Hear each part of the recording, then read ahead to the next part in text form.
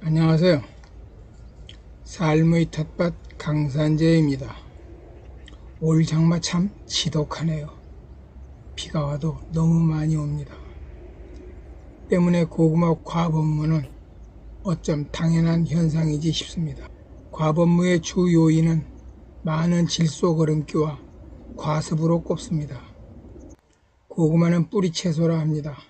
물론 잎줄기 채소가 되기도 합니다만 아무래도 우리네 텃밭지기들의 목표는 덩이뿌리 객은 고구마죠.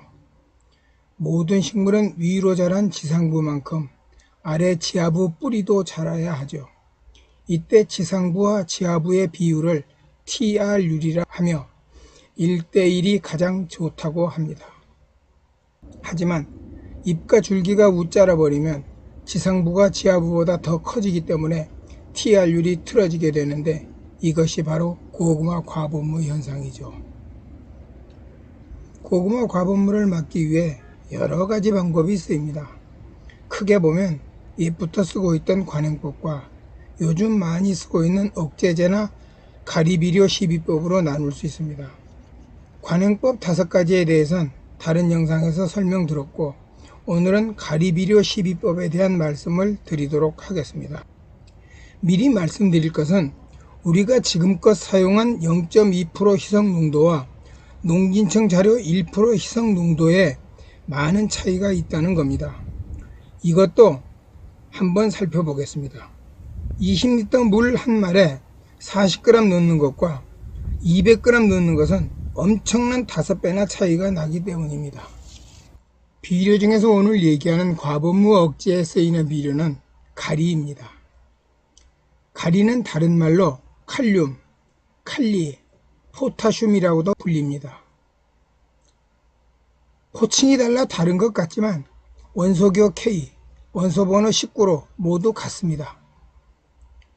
칼륨은 독일어, 칼리는 라틴어, 가리는 한자음, 포타슘은 영어음이라고 하면 되지 싶습니다. 간혹 칼륨을 칼리움이나 카륨으로 부르고 칼리를 카리로 부르는 경우가 있는데 모두 바른 호칭 아닙니다. 여기선 흔히 부르는 가리로 부르겠습니다. 비료 3요소 역할이 딱 부러지게 나누어진 것은 아닙니다. 서로 연관해 주고받기에 꼭 이것이다 하고 말하기는 어렵습니다만 간단하게 요약한다면 이렇습니다. 질소는 자라게 하는 생산 공장이고 인산은 축적된 에너지 배터리이고 가리는 동화산물 등을 운반하는 컨베이어 벨트로 보면 쉽습니다. 때문에 질소가 과하면 웃자람이 생기고 부족하면 자람이 더딥니다.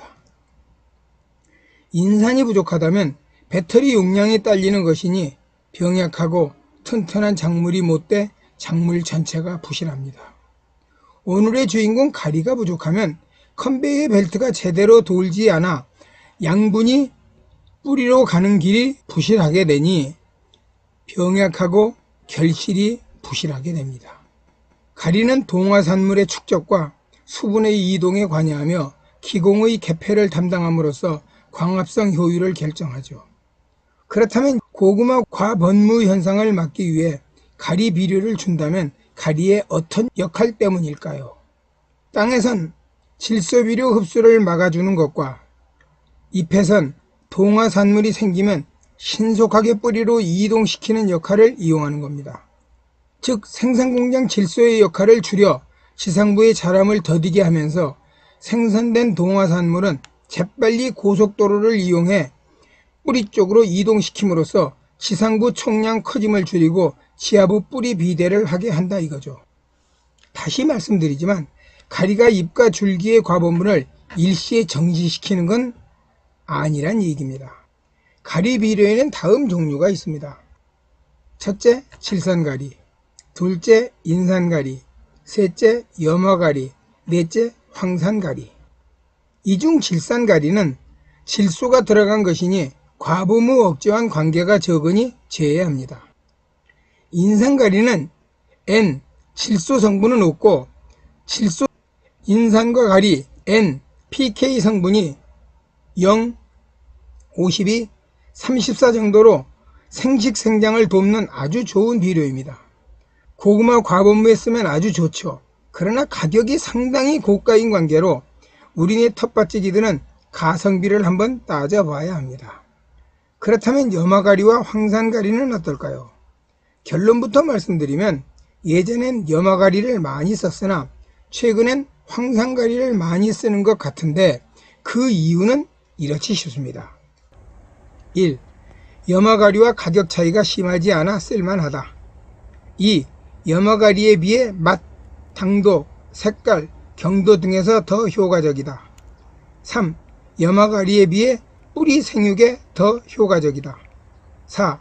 작물이 토양에서 쉽게 흡수하지 못하는 양분까지 가용시켜 쓰게 해준다. 5. 염화가리보다는 조금 떨어지지만 토양의 습기를 증가시켜 가뭄을 견디게 한다. 그렇다고 염화가리가 나쁘냐 하면 절대 그렇지 않습니다. 가격도 저렴하고 가리 함량이 48%인 황산가리에 비해 60%나 돼 꽤 경제적입니다.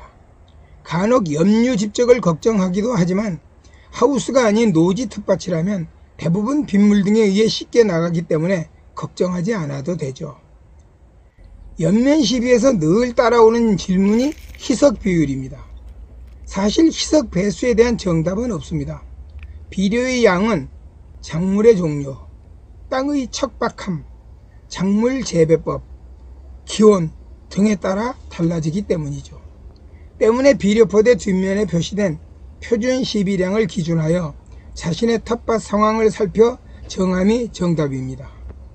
농진청과 학계에서 권장하는 것은 비료 성분에 따라 차이가 있겠지만 대부분 0.2%, 500배를 넘지 않는 선에서 희석 비율을 맞추라고 권고하고 있음을 참고하시면 좋지 싶습니다.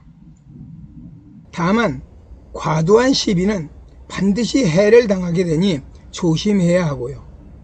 첫째, 희석 배액, 통상 500배, 1000배, 2000배 등이라고 말합니다. 그렇다면 1000배액이라면 20리터 물에 얼마를 넣어야 할까요? 희석 배액은 비료량분의 물의 양입니다. 즉, 물의 양을 비료양으로 나누면 되죠. 20리터 2만 ml 나누기 X는 1000배, 2만 나누기 1000은 20, 즉 20g입니다. 20g의 비료를 물 20리터에 넣으면 1000배액이 된다 이겁니다. 둘째, 희석 백분율, 농도. 이번엔 배액이 아니라 몇 퍼센트 농도를 말하며 희석하라고 하죠. 이때는 어떻게 할까요? 농도 퍼센트는 물의 양분의 비료양 곱하기 100으로 계산합니다.